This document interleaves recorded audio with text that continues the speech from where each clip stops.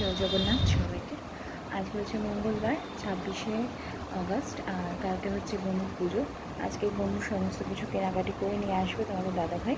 আর কালকে আমরা মেয়েকে ভ্যাকসিন দিয়েছিলাম, তো দেন সেখান থেকে আমরা গিয়েছিলাম একটু বিশালে। ওই টুকটাক কয়েকটা জিনিস কিনেছে মেয়ে, আঁকার হ্যানা ত্যানা, পেন্সিল বক্স, যা যাদের আর কি লাগে।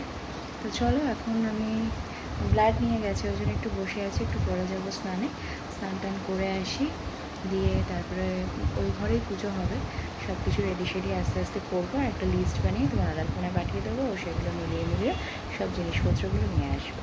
তো চলো, ব্লগটা দেখতে থাকো, আশা করি ভালো লাগবে। দেখো সাজানো গোছানো হয়ে গেছে, তোমাদের দাদাভাই করে দিয়েছে। আর ওদিকে আমি রান্নাগুলো করছি এখন, দিয়ে হ্যাঁ ঢেলে রাখো, আমি যাচ্ছি। দিয়ে এখন আমি সুজিটা বসাবো। আমার লুচি হয়ে গেছে, ঠাকুরের মতো ভেজে নিয়েছি কয়েকটা, মানে তোমাদের দাদাভাই বেরোবে তাড়াতাড়ি, 1:05 বাজে। আমি এবার সুজিটা বসিয়ে দেবো। 1:15 কমপ্লিট ভোগ রেখেছি এখানে, সব কালকে মেজে পরিষ্কার করে রেখেছিলাম। এখন পুজোটা করি, ড্রেস চেঞ্জ করবো, আগে সব গুছিয়ে নিই, দিয়ে ড্রেস চেঞ্জ করে পুজো করবো। এই শরীরে আমি যে করে দিতে পেরেছি, এটা বনুর আশীর্বাদ ছাড়া আর কিচ্ছু না।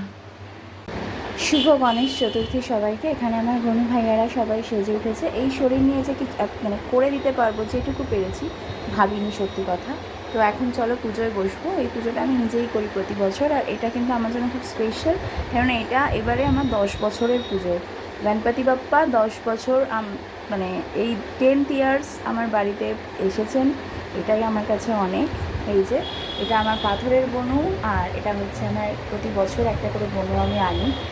সেই বনু এটা ছোটোই আনা হয়, কারণ আমার এটা এই জায়গাটায় আমি রাখি। তো চলো এবার আমি পুজোতে বসবো। এখানে ধাগা রয়েছে, ধাগাগুলোকে সব সেট করে নিই, দিয়ে পুজোতে বসবো। আর এই যে ঠাকুরের সাজটা দেখছো, এটা তোমাদের দাদাভাই করেছে। আর এই যে ভোগ টোগ যেটুকু যা করেছি সেটুকু আমিই করলাম। তো চলো এবার আস্তে আস্তে পুজোয় বসি, কেমন হয়েছে জানিও।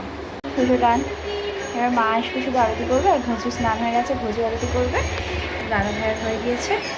চলো, আমাদের বনু আশীর্বাদ ছাড়া কোনোটাই সম্ভব ছিল না।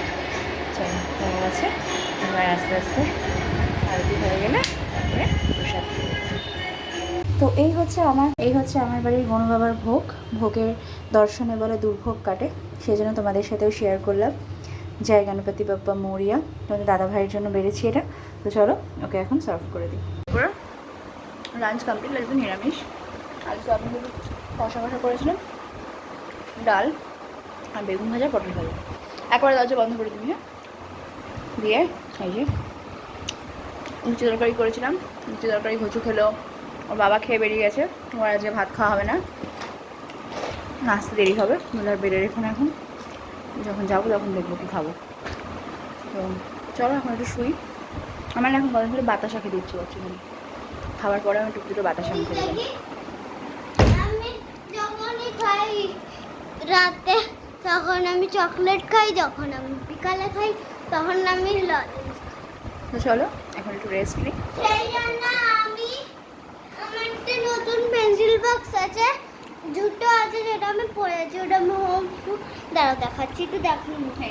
এই জুতোটাও কিনেছে বিশাল থেকে, আর একটা কাল একটু বিকালে দেখাবো। পেন্সিল বক্স কিনেছে, এগুলো ডে শপিং। আচ্ছা নিয়েছি, ওকে এখন আবার এসে মেখে রাখছি। মেয়েকে ময়দাটা একটু কমে দেওয়ার চেষ্টা করি, ওর আগেও কিছু মেয়েকে রেখে দিই, পরে পড়ানো হয়ে গেলে ভেজে দেবো। তোমার দাদা ভাই এলোই কোনো 5টার সময়। তো তারপরে দেখি একটু যাওয়ার প্ল্যানিং আছে, মোবাইলে জামা কিনতে।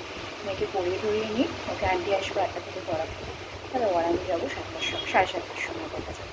যে আমার টেবিলের নতুন জামা, আমার টেবিলটাতে খুব ছোটো, 2 সিটার, তাই জন্য এই যে আরও হাফ কেটে রেখে দিলাম, পরে পাতবো। এক গাদা বড় ঝুললে ভালো লাগবে না দেখতে। তো এখন পরিষ্কার করছিলাম, আর ভাবলাম আর্ধেকটা পেতে দিই। ভাবলাম এত ধুলো আসে, আর রোজ রোজ ওইভাবে ডিফারেন্ট করা আমার পক্ষে এখন সম্ভব না, এটাকে একটু ঝেড়ে দিলে হয়ে যাবে।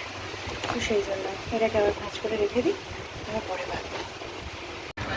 আজকে আর বেরোলাম না, কালকে যাবো গোপালের জামা কিনতে, নাইটি ফাইটি কিনতে। তো চলো আজকে ব্লগটা এখানেই শেষ করছি।